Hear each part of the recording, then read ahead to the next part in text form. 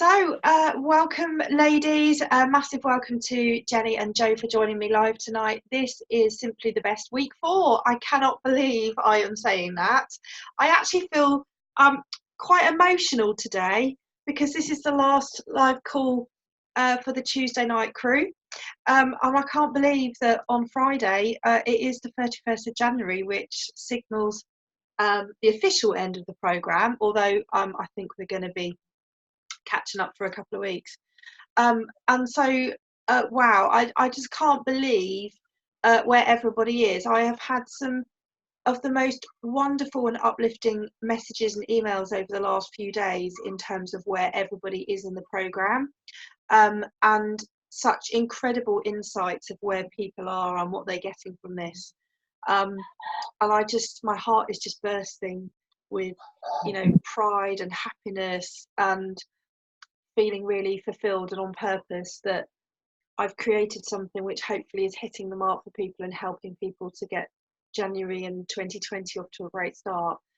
And that's all down to you guys and all the energy and compassion and honesty and vulnerability that you have put into this to get where you are.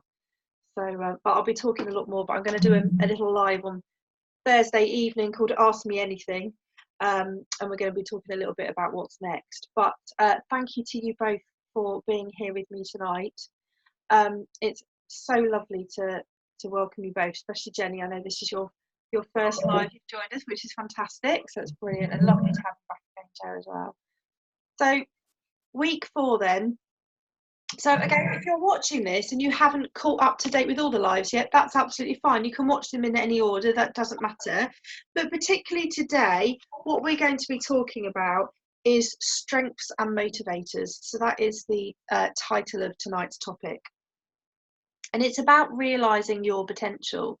So statistics, typically in a workplace, only 5% of workers play to their strengths. That is such a tiny, tiny percentage.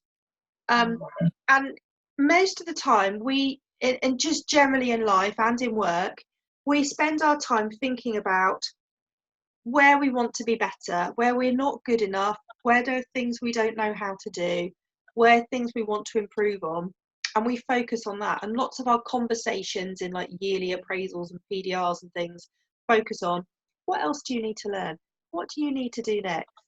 We never truly focus on what are you good at? Where do you shine? Where do you help others? And so for me, this was a fundamental part of this programme, was actually we need to celebrate who we are. We're not completely trying to transition and change ourselves into something else. We're trying to enhance who we are, but it's about celebrating who we are at our core. So it's celebrating and really channeling that gratitude to think about who we are and what happens next for us.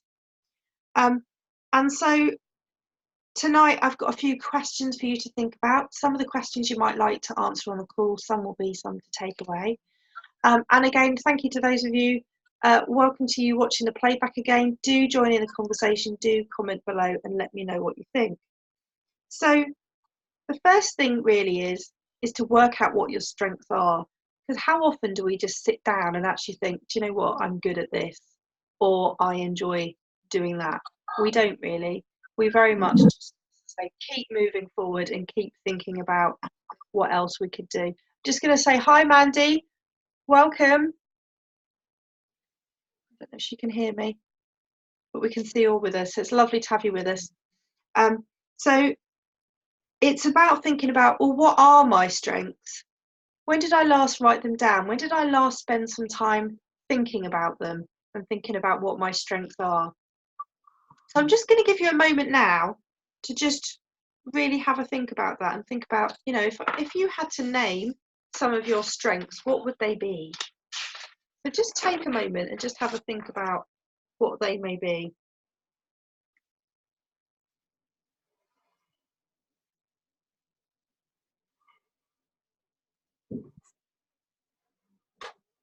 And think about how that makes you feel when you start thinking about it. Oh, let's see, Jenny's got so many, she's gone to get paper. Brilliant. So just have a think. I've done this recently. You see, oh, brilliant. Excellent. So have a think about how that makes you feel. And ladies, if any of you would like to share anything, there's no obligation, but if you'd like to, you are most welcome to do so.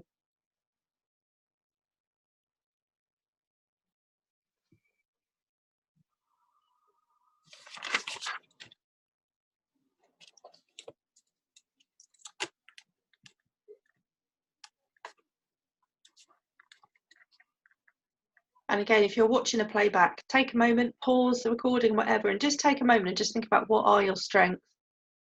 And this can be in all walks of life, anything. You might want to think about, when you think about your friends or family, what do they not necessarily rely on you for, but what do they say about you? Where do they think you shine? Where do they reach out for help with? What are your strengths? Obviously, I'd like to think that one of mine is that I provide a safe space for people to talk. Whether I'm in a coaching mode or just generally, a lot of people will, certainly at work, just come around and find me in my office and be like, have you got a few minutes? And again, with the coaching, is that I provide that space for people to just be able to open up without any judgment. That's a huge strength for me, and I hope that I serve people well with that.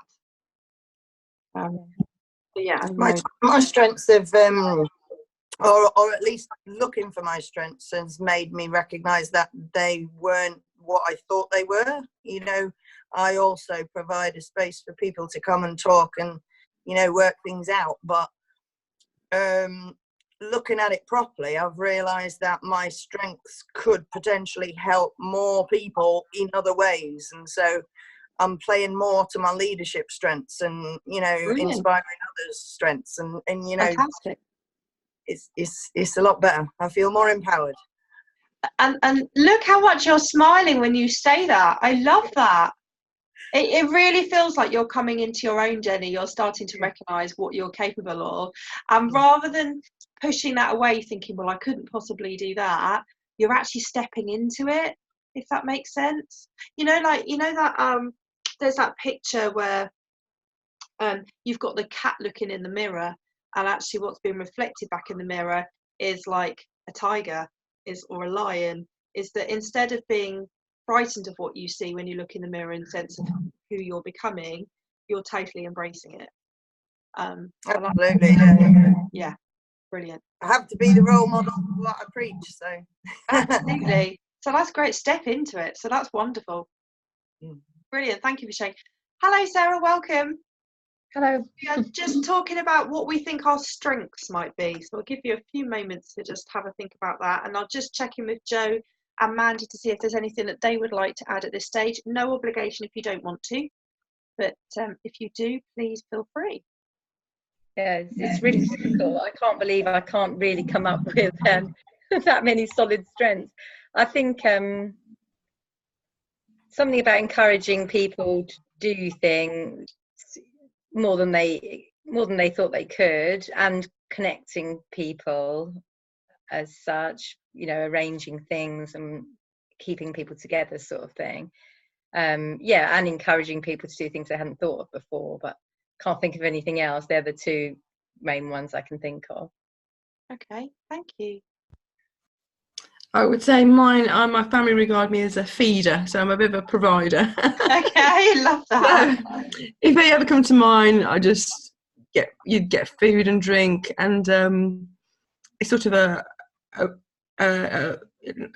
warming place, you know what I mean? There's always, I put anybody up regardless of what they needed help or whatever. So yeah, and I would say I never give up, and I'm quite very loyal. Oh, I love those. What beautiful strengths to have. All right, I'm coming to yours next time, Mandy. Sounds like I'll get a snack. Thank you for sharing. Doesn't help with the weight scales though, but you know. Sarah, I'm putting you on the spot here. There's absolutely no obligation. You might need a few more minutes to think about this, so we can come back to you if you like. I'm quite social, actually. Okay. I think that's one of my strengths. I'm quite good at talking to people, especially around new people. I'm okay with that generally. I can just, especially if I've got something I can kind of link to with them, I find it quite easy to just talk. Yeah, I think that's one of my strengths, being quite social. I think that's a great attribute to have. You know, I think that's really important. And do you know what I love is that thank you to all of you, because you've all shared something so incredibly different, but something that actually you recognise is a positive thing for you, and how all of those things actually help other people in your own way. So we've got, you know, if we all get together, Mandy will make sure we don't starve. If we can't think of a conversation, Sarah's going to start it. Jenny's going to keep inspiring us to move forward. And you know, actually, Joe's got it sorted. We're going to be all right. She's going to take care of us, you know. And it's all about how it's really interesting how all of you have chosen strengths about helping others.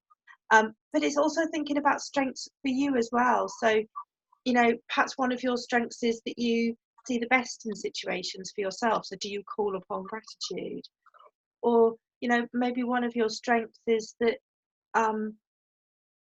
you're always true to yourself. You're always honest with yourself. You know, so I'd like you to dig a bit deeper and think about not just the strengths that help others, but think about the strengths that are your core for you as well. Because again, you're on this program because you want to be the best you can be, and some of that is because you want to be the best to help others and to be the best connected with others as well. But we have to make sure we take care of us too. So dig deeper and have a real think about what those strengths might be for you as well.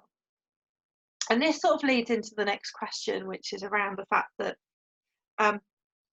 strengths and motivators, tonight's topic title is about realising your potential. And that was part of the outcomes for me on this programme, was about, it's about being the best version of you, not being the best version of everybody else. But how do you know when you are being the best version of you? How do you know when you're actually realising your potential? I can see Jenny smiling and laughing there, because I think that is where you're at the moment. You're at that cusp of realising that there's things shifting for you that help you to truly align with what you want. And you, like you said, maybe you buy like something that you grow into. You know, if you think of like a baby and a baby they grow into it. That's probably where you are right now, if that makes sense, as you're growing into your role and you're growing into who you are. And so I want you to take a moment, all of you, and just think about, what does realising your potential mean to you? So what does realising your potential mean to you? What would it give you to truly understand what potential is, and when you think you've got there? How will you know when you've reached it? Just a tiny little question for a Tuesday night. I'm really struggling with this one at the minute. That's okay. So let me break it down a bit for you all. So if you think about, for me, I'm thinking about strengths and potential as like a circular thing, in the sense of that we have these strengths that we recognise, and that impacts on our performance. So whatever the strength is, that impacts on the performance. So say, for example, all of you were gymnasts. So you recognise that your strength is the ribbon work on the floor. I don't know where that's come from, but we're going to go with it, right? So you're all gymnasts, you're doing fabulous, and you're all great at the ribbon work, you know, when you skip around the floor and you've got these ribbons. So you've got your strengths. That impacts on your performance. So you know you can perform well because this is a strength for you. It's a great skill. That in turn leads you to achieve things. So you enjoy, you make other people smile with your performances. You might enter competitions and win awards. And then that motivates you because you're receiving that sort of external validation. You're being told by others that you're doing well. You're responding to the behaviours of others that might applaud you or smile or throw flowers at you or whatever. So it becomes a cyclical process, in the sense of that actually when you're then motivated, you're going to keep up with your strengths. You're going to keep doing things that motivate you and make you want to be better.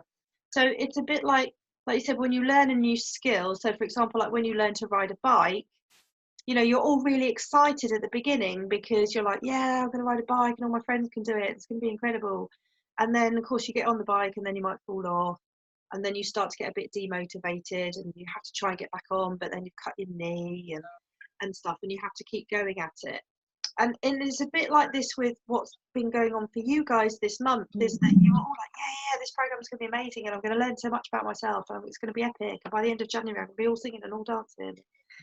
And then suddenly some of you have been like, oh, I'm not sure if I like this, in the sense of not the program, but just the, what am I recognizing about myself? Or maybe I haven't got this, or this is showing up in me and that's making me feel a bit uncomfortable. And it's about how you choose to push through that discomfort, and you recognize what's going on for you, and then you start to come out the other side. And like I said, you grow into what you're becoming. And so that's what's really important, is that you're all recognizing your potential to be the best version of yourselves. You're all recognizing that potential to be honest, to be brave, to say, do you know what? I want this for myself, whatever that is. I want to feel different. I want to feel empowered. I want to feel happy. I want to feel at choice. And you're working towards it. So you're moving around that. If I can start recognizing that actually that can be a strength for me, rather than something that holds me back. So where some of you have been, not necessarily, when I say you, I don't necessarily mean just these lovely ladies on the call, I mean you collectively, or 25 of you, in the sense of that at the moment you're very much viewing your vulnerability and your rawness as something scary, and something that perhaps you might want to shy away from, and that what it's doing is really shining a magnifying glass on your flaws or your imperfections, when actually vulnerability is a beautiful strength, in the sense of it gives you a chance to truly see where you are, uncover what's at the core, and then let you decide what happens next. And so that becomes a strength, in the sense of actually, if you can connect with your vulnerability, if you can connect with your honest, raw, true self, then anything is possible. And I know from going to that really deep, raw place like 3 years ago, that at the time it was messy and clunky and scary, but what's happened out the other side is just incredible and beautiful. I always worry about what people think. That's often the reason why I don't use my skills that I know I've got. Yeah. Because I'm more worried about the reaction and what people think of me than actually just going for it. Absolutely. So what would it be like to just go for it, Sarah? What would it be like to just say, do you know what, today, it doesn't matter what anybody else thinks, I'm just going to do this? I think it depends on the reactions that you get. I still worry that I don't know. I don't really know what I'm worrying about. Really, I'm worrying about something that's not happened yet. But yeah, but I often shy away from things. So even if I went to a trade show at the weekend in Germany, and talking to new people is fine usually for me. But when it comes to business, I struggle more, because I worry about what the other people in business, that are quite high up, think of me. And I shouldn't worry about that, but I do. When I'm having these conversations, they're hard. So I almost start my body almost starts to worry whilst I'm talking to them. Trying to shut that instinct down is really, really hard. So the first thing I'd say to that is, it's great that you're recognizing you're going into that state where you're worrying. Sorry, voice bit croaky again. And my question to you would be, are you in charge of the worry, or is the worry in charge of you? I think at that point it's probably more in charge of me than I am in charge of anything else. Yeah. I'm worried about the reaction I'm going to get, or I'm going to say something that's not quite right. Because one thing is, I've got dyslexia, so sometimes these words get muddled up in your head. So when you're coming out with a conversation, especially with someone that's in business, I don't want to look stupid because these words aren't quite exactly as I planned in my head. Yeah. So my response to that would be, well, what if? So are you the sort of person that in the summer months will still have an umbrella in your handbag just in case it rains, rather than some sun cream to actually enjoy the sunshine that's been forecast? No, I'd always have the sun cream. I love the sun. Okay, well that's good. That's good. But we tend to look for the worst case scenario. So Yeah, we I tend think to so. be, and so at some point you've got to decide if you want to get your brave on and just go for Yeah, it, I think and that's think, it. well, what if it works rather than what if it doesn't? Because the likelihood is you've got these skills, you've got that ability to engage in conversation, which is a fabulous skill to have that many don't, and many shy away from. And you know, you're worrying, oh man, what if I don't, have the right skills or say the right things? And this person stood in front of you could be like, wow, this lady's amazing, I'm so in awe of what she's doing. We don't know what's going on in someone else's head.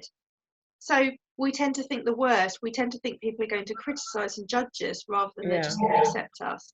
Because the If you put business it I'm in is positively. hockey, and so it's very male orientated as well. So when I go to these trade shows, I'm often talking to males, and that's what I find hard, because the other day I went to a trade show in Germany, and there was some other suppliers there that were males, and they were talking to each other and almost ignoring me a little bit.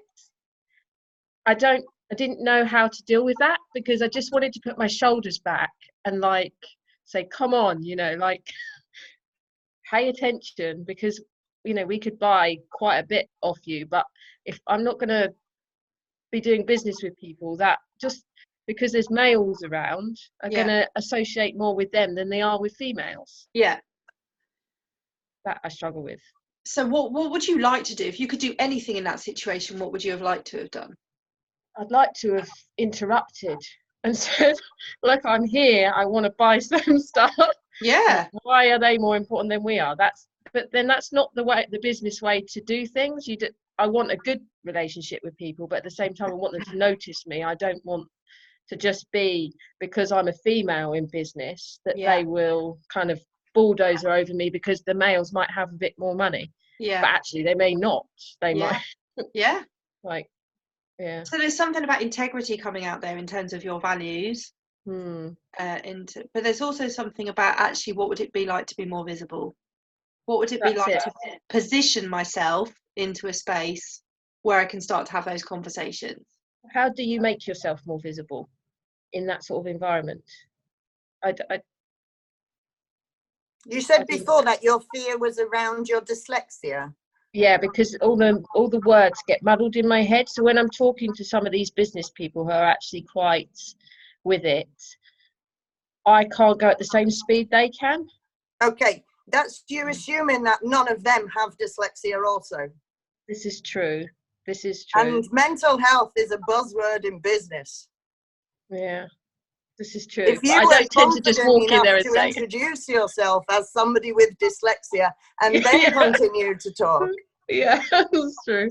Yeah, hold on a minute. Just slow down your your conversation. I don't mind telling people. It doesn't bother me. It's about owning your space as well, isn't it? That's it. Yeah, that's hard.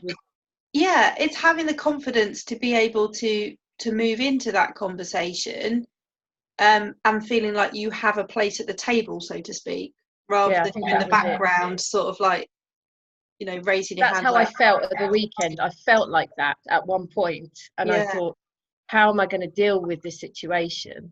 I don't ever want to feel like just because there was like suppliers from Sweden, and because they were there, you felt like, it just didn't.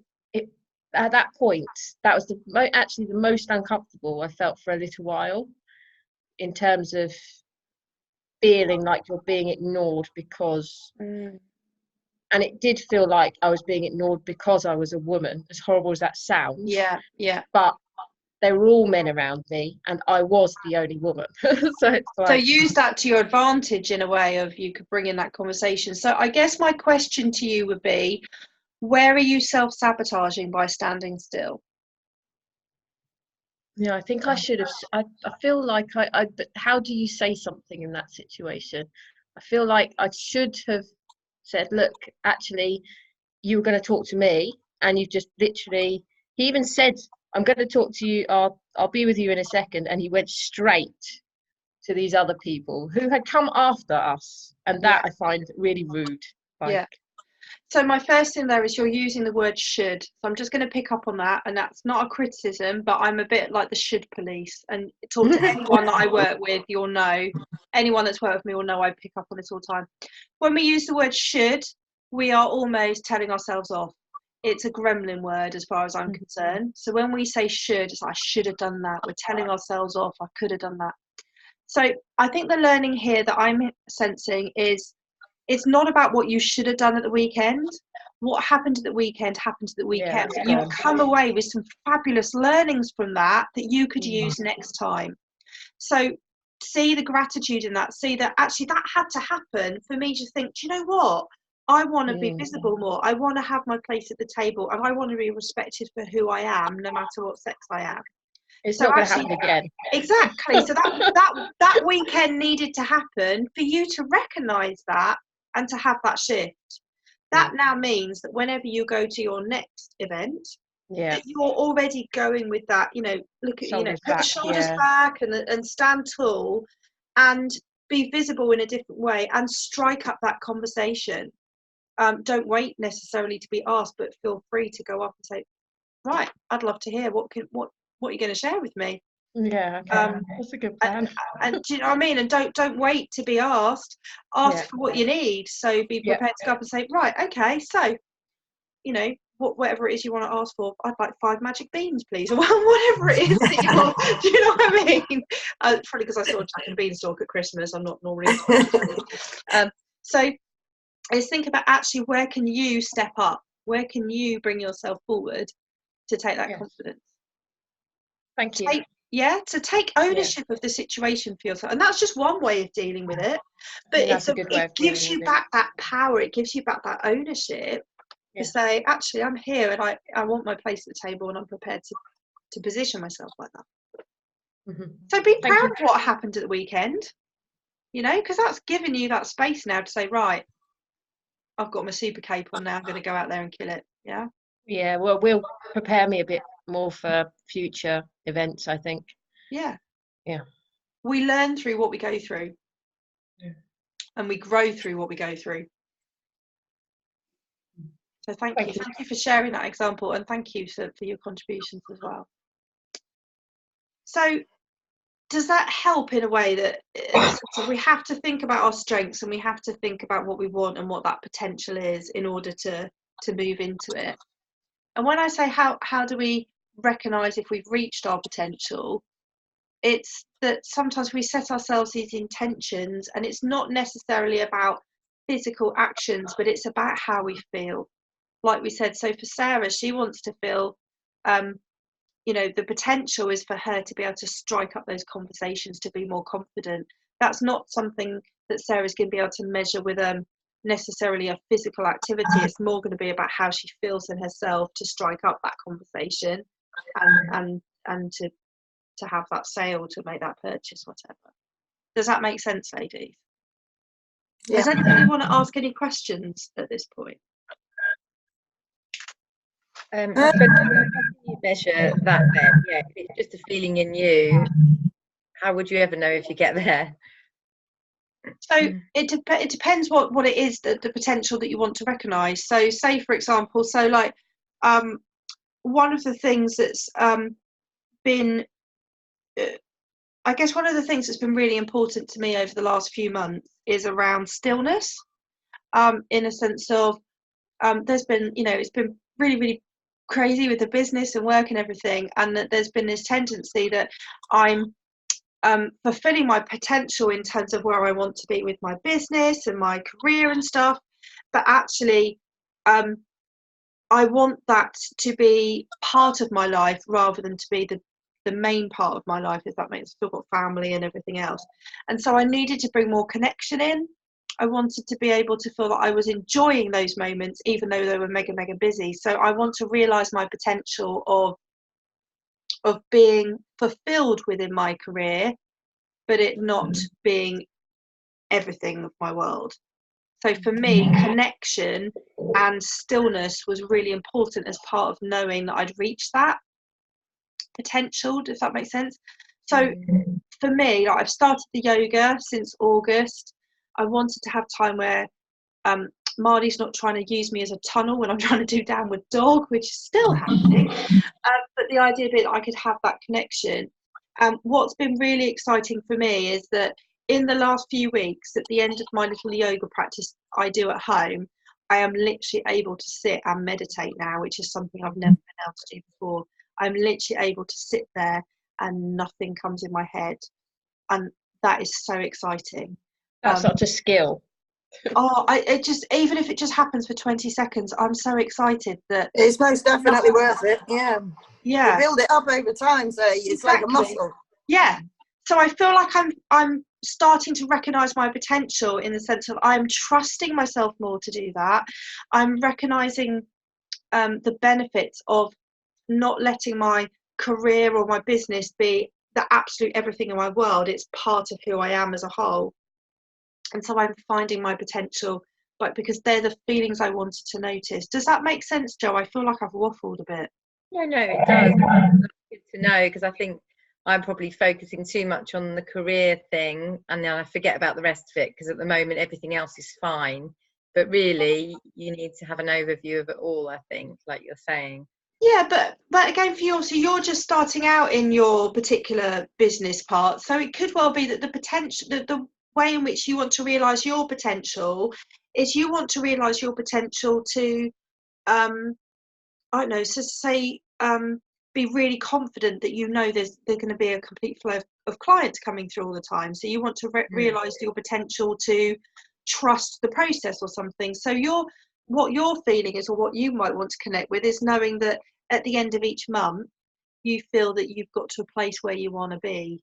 If that makes sense. You're not chasing the next thing, you're trusting in that process. Does that make sense? So it for all of you, it's going to be very much around whatever it is that you're learning.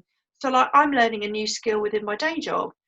So I know that where I want to be with the potential is I want to be able to let me think about this. What do I want to realise my potential in? I want to realise my potential in being able to access different techniques to support me with this particular skill. So I guess realising my potential is actually allowing myself to sit in like a sandpit and try different things out and be okay if it doesn't quite work. So I will realise my potential by actually trying new things to get there. So I want to feel comfortable with putting myself in situations where I do feel more vulnerable, because I want to try new things out. Does that help? So it's going to be different in every walk that you try. Is that okay? Does that make sense? Yeah. So I'm struggling with this potential thing still. No, and it's not for the reasons that you might think. It's on the 31st of January, my divorce absolute comes through, and me and my partner inherit lots and lots of money, a lot of money. Like, I now have infinite potential. Okay. And that's what's blowing my head. It's like, if you know, like, your dream is always to do what you want to do, and that's what I have been doing for the last 3 years, and I've molded everything that I've done around my life and my strengths and my children and everything that I wanted it to be. But now when you take off that financial pressure and there's no limits, I guess it's blowing your mind, literally. So I guess the questions around, what is it that you want to do, or what is it you want to be that gives you fulfillment? Maybe potential isn't the word for you right now. Maybe this is around what's going to give you fulfillment, what's going to give you purpose in your day. Does that make sense? Yeah. So it may not be about potential for you right now. Yeah. It may not be about growth, because potential is around growth. For you right now, perhaps stillness and standing still and being able to adjust to what's going on for you Absolutely. I've been doing will so much of that recently. I've had to. Yeah. I've just, been on. It's getting faster and faster, and you just have to slow it all down. Yeah. Just some time, definitely. So maybe that's what it is for you right now, Jenny. It's the realizing your potential is actually to do nothing, is to just pause and connect and notice what makes you feel fulfilled. And the universe will give you signs. It will have your back. If I hugely recommend. There's Gabrielle Bernstein has a book called The Universe Has Your Back. Where is it? I have it. Incredible book, which I adore. And I've just got her new book, actually, because she's just released a new book. But that was a fantastic book for me, in the sense of trusting the universe and trusting yourself in terms of what you want and where you want to be. I highly recommend that book. That might be really useful for you right now. Well, I truly believe this is how I've ended up in this situation. Yeah, absolutely. Yeah. So I would encourage you to have a think about that one. Yeah. So in terms of where you go next with recognizing your potential, or recognizing your fulfillment or your purpose, it's thinking about, say, gratitude and self-love is massive in this situation. It's very much appreciating where you've got to so far, and that self-love of accepting those imperfections, of embracing the bits that haven't gone so well, and thinking about what you want to do next as well. Sorry, so I can hear a little Marley dog snoring. And so what I'm going to do is I'm going to stop there, because I've just noticed we've only got 1 minute left on this call, and I don't want to throw a massive question at you and then we disappear, because it's going to blow your mind. So what I suggest we do is we're going to stop here, click on the link for the second bit. Sarah, can you see it in the chat box? So save that quickly before it goes, and then we're going to come back in on the second call. Is that okay with everybody? Mandy, just checking you've got the link as well. Are you okay? I can't see it in the chat. No, I can't bit. either. Oh, yeah. Okay, let me put it back in again.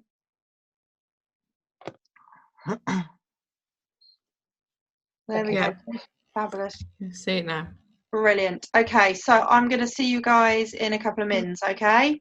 Thank you. Okay, bye. Bye. Bye.